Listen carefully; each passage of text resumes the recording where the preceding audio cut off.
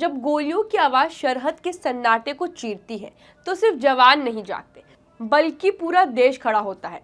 और जब हमला हमारे पहलगाम पर हो, जब ऑपरेशन सिंदूर जैसी कार्रवाई करनी पड़े, तब ना सिर्फ जवाब आते हैं बल्कि उसके असर भी दूर तक जाते हैं। और अब असर आया है मनोरंजन की दुनिया तक। भारत ने पाकिस्तान के कलाकारों पर पूरी तरह से बैन लगा दिया है और एक एक करके उन चेहरों की उल्टी गिनती शुरू हो चुकी है जो कल तक हमारे सिनेमा में मुस्कुराते थे। नमस्कार, मैं अनुष्का सिंह और आप देख रहे हैं 24 अड्डा न्यूज।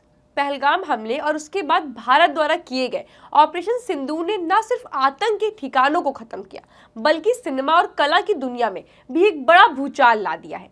इस हमले के बाद देश में गुस्सा चरम पर था और ऐसे समय में जब भारतीय सेना को लेकर पूरे देश गर्व की भावना थी, पाकिस्तानी कलाकारों की प्रतिक्रियाएं आग में घी डालने का काम कर गई। जी हाँ, सबसे पहले सामने आया पाकिस्तानी एक्ट्रेस माहिरा खान का विवादित बयान, जिसमें उन्होंने भारत के ऑपरेशन सिंदूर को कायराना करार दिया।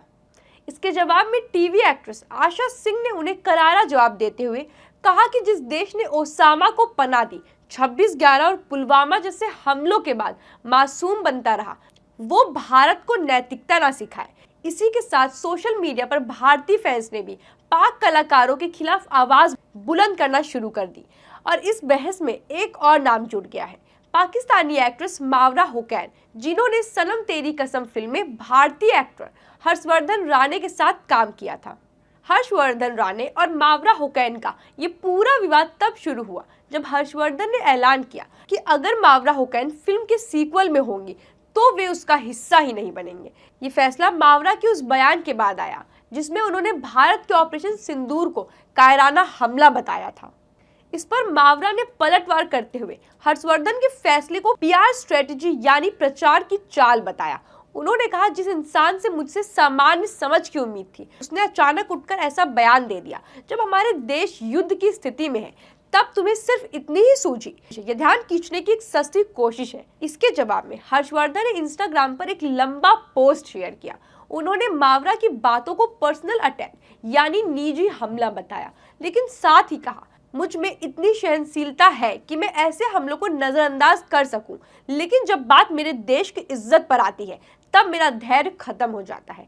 हर्षवर्धन ने आगे लिखा, एक भारतीय किसान के अगर अपने ही खेत में कोई खराब पौधा निकलता है, इसे विंडिंग कहते हैं और ये आम समझ की बात है। मैंने सिर्फ ये कहा कि सीक्वल से हट रहा हूँ और ये मेरा पूरा हक है कि मैं ऐसे लोगों के साथ काम ना करूँ जो मेरे देश की कार्रवाई को कायरतापूर्ण कहते हैं।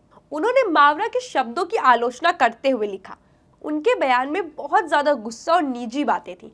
मैंने ना तो उनका नाम लिया, ना ही किसी तरह की गाली या कोई भी निजी टिप्पणी दी। मैंने उनकी महिला होने की गरिमा का पूर्ण सम्मान किया और आगे भी मैं इस स्तर को बनाए रखना चाहता हूँ।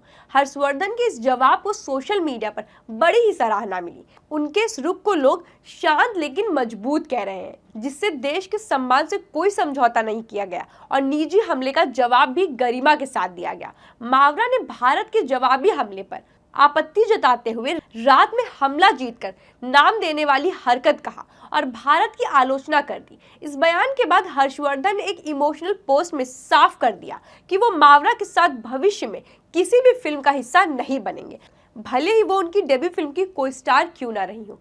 हर्षवर्धन का ये स्टैंड सोशल मीडिया पर वायरल हो गया और लोग उनके देशभक्ति के इस रुख की तारीफ करने लगे। यही नहीं, सनम तेरी कसम के डायरेक्टर्स राधिका राव और विनेश प्रू ने भी खुलकर सामने आए और मावरा की टिप्पणी की कड़ी निंदा करते हुए कहा कि जो लोग भारत में काम करके नाम, पैसा और इज्जत पाते हैं, उनका इस तरह से देश के खिलाफ बोलना बेहद निराशाजनक है। उन्होंने कहा कि अब वक्त आ गया है जब भारतीय मंचों को पाकिस्तानी कलाकारों से पूरी तरह से दूरी बना लेनी चाहिए।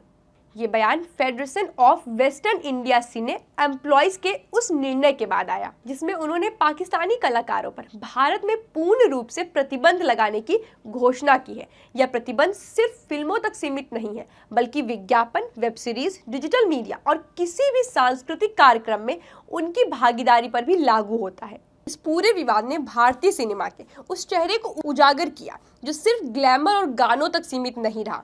अब कलाकार भी अपने राष्ट्र के लिए स्टैंड लेते हैं और वो भी बिना किसी डर के। इस पूरे मामले ने एक बात साफ कर दी है कि भारत सिर्फ सैन्य जवाबी कार्रवाई में ही नहीं बल्कि सांस्कृतिक और भावनात्मक स्तर पर भी आत्मनिर्भर और ऋण संकल्पित हो चुका है। और आज की तारीख में जब सरहद पर गोलियां चलती हैं तो बॉलीवुड के भीतर भी सन्नाटा टूटता है और आवाज आती है राष्ट्र सर्वोपरि है हमेशा।